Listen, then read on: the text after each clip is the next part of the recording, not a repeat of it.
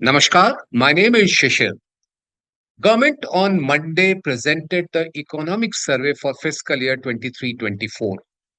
The survey has projected a growth rate of 6.5 to 7%, which appears to be slightly conservative if we compare with the growth projection by various agencies which have given 7% or more than 7%. Even RBI has projected 7.2% growth for the fiscal year 24-25. To talk about all those things, we have with us Chief Author of Economic Survey and Chief Economic Advisor to the Government of India, Dr. V Anantha Nageswaran. Welcome to the show, sir. Sir, let me begin with asking you a very basic question, which everybody has asked till now. That is the growth estimate. I mean, it is being considered as very conservative. You have given all the explanation, but just for one more time, what could be the basic reason why you have gone for just 6.5 to 7 and not more than 7%? No, I think in the last 5 hours since I spoke earlier, I haven't found any extra reason. I have exhausted the enough reasons I went into because barely 5 months ago, I was much more comfortable with 7%. And I stated so in the Indian economy, a review which I published in February, in late January. But if I had become slightly more careful about projecting a growth rate of between 6.5 and 7, it's because I'm following the trajectory of the monsoon much more closely. I'm seeing how the geopolitical developments have continued to fester, and some of the conflicts have become more protracted and also widening, and that could create supply side disruptions. And we also see that the financial markets in the developed world may be turning after a long spell of uninterrupted rise, and that will have a spillover effect as well. And also in the very short run, if we are seeing the continued growth in the import of cheaper goods from China, then it will also have implications for capacity creation in the domestic economy. And I discussed it at length in the presentation that while the capital formation by the private sector will continue to happen and continue to grow, the growth rate may be on the lower side if they feel that the external environment, both geopolitically and also in terms of trade, is creating some headwinds for them. So for all these reasons, I said we will grow at this range because incrementally, these things have changed not for the better, but in a slightly adverse direction, whether it is geopolitics, whether it is financial markets, whether it is monsoon progress, and whether it is the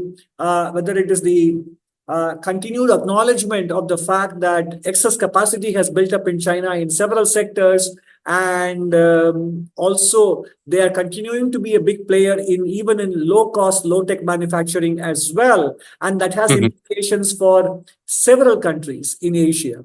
Okay. Dr. Nageshwaran, one thing is which everybody was expecting that to talk more about the fiscal consolidation in the survey. It seems that there is very little space has been given to that. What is your take on that, sir? Fiscal consolidation is proceeding very satisfactorily. And tomorrow you are getting the budget, and you will have much more insight into the fiscal consolidation in the budget itself. And therefore, we didn't spend enough time because it is not an area of concern.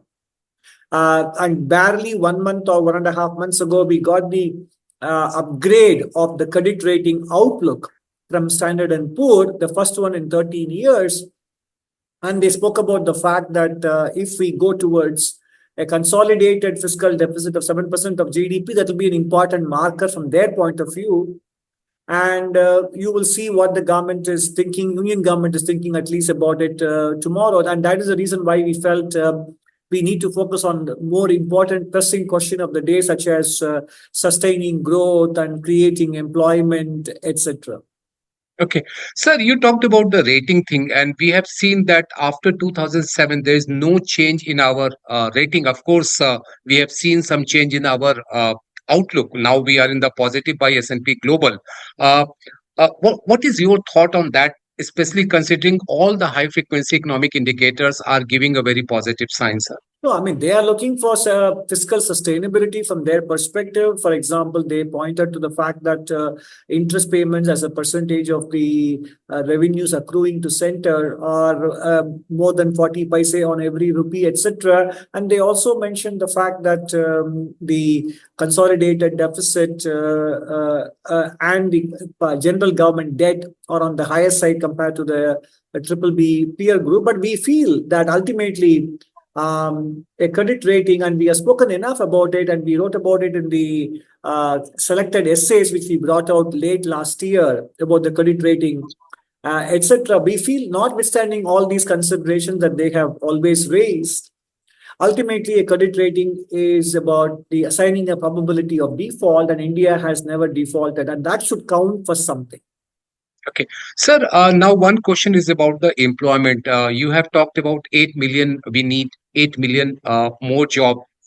There have always been some doubt on the data of the employment. How to project a better picture in terms of employment, sir? So I think the PLFS survey has been a good improvement on the availability of employment statistics. Now we have the EPFO data. And I think we should continuously work on making sure that the employment data available in the country continues to improve. But the fact remains that job creation was subjected to a series of shock, from balance sheet shock and then the COVID shock and then the energy price shock in 2022, etc.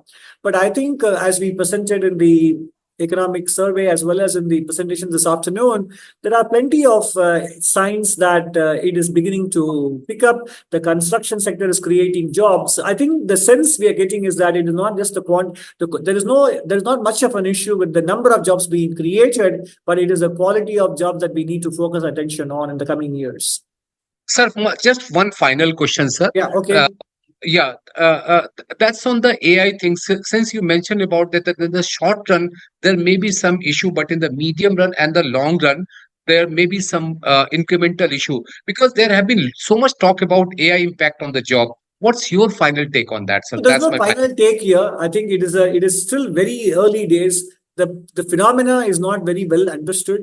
I just shared the possibility that as IMF and many private sector people start putting out research on what AI means in India, and I just want to raise the possibility that even some of the IT sector jobs should not be subject to the fact, may be subject to the influence, may be subject to being replaced or displaced by AI.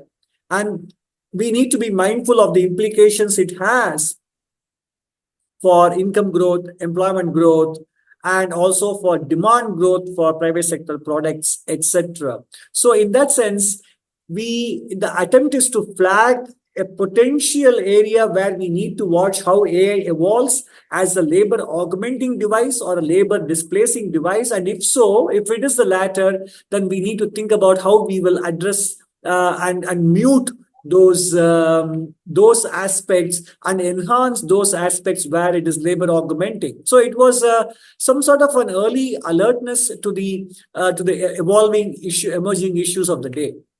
Thank you, Dr. Nageswaran, for giving insight on various issues and various topics mentioned in the economic survey. Now, all eyes are on the union budget, which will be presented on Tuesday.